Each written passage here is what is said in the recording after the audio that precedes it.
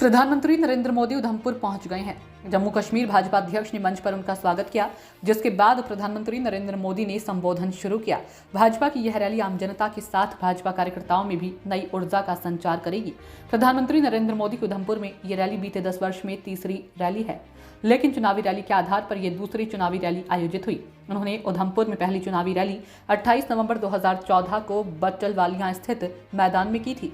अब इस मैदान को मोदी मैदान कहा जाता है। पीएम मोदी ने कहा कि जम्मू कश्मीर पर्यटन के साथ स्टार्टअप के लिए जाना जाएगा। उन्होंने कांग्रेस पर निशाना साधते हुए कहा कि कांग्रेस विकास और विरासत विरोधी है। कांग्रेस और उनका पूरा इकोसिस्टम राम मंदिर का विरोध करता रहा। राम मंदिर चुनावी मुद्दा न था, न होगा। ये मुद्दा तो भाजपा के जन्म से पहले का है। ये मुद्दा तो 500 साल पुराना है। पीएम मोदी ने कहा कि सत्ता के लिए उन्होंने जम्मू कश्मीर में 370 की दीवार बनाई थी। आपके आशीर्वाद के कारण मोदी ने धारा 370 की दीवार को ध्वस्त कर दिया। मैंने भी इसे दफन कर दिया। उस दीवार का मलबा जमीन में गाड़ दो। मैं भारत के किसी भी राजनीतिक दल, विशेषकर कांग्रेस को चुनौती देता हूं कि वे घोषणा करें कि वे अनुच्छेद 370 को वापस लाएंगे। ये देश उनकी ओर देखेगा भी नहीं। ये कहते थे कि 370 हटी तो आग लग जाएगी, जम्मू कश्मीर हमें छोड़कर चला जाएगा, लेकिन जम्मू कश्मीर के नौजवानों ने इनको आईना दिखा दिया।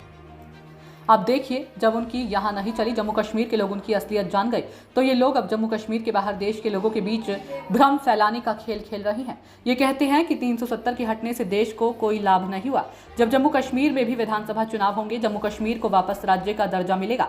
अब तक जो हुआ वो ट्रेलर। मुझे तो नहीं, जम्मू कश्मीर की नई और शानदार तस्वीर बनाने में जुट जाना है।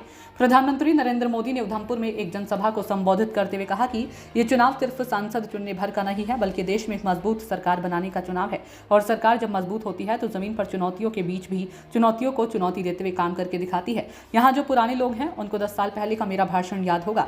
यही मैंने आपसे कहा था कि आप मुझ पर भरोसा कीजिए, मैं 60 वर्षों की समस्या का समाधान करके दिखाऊंगा।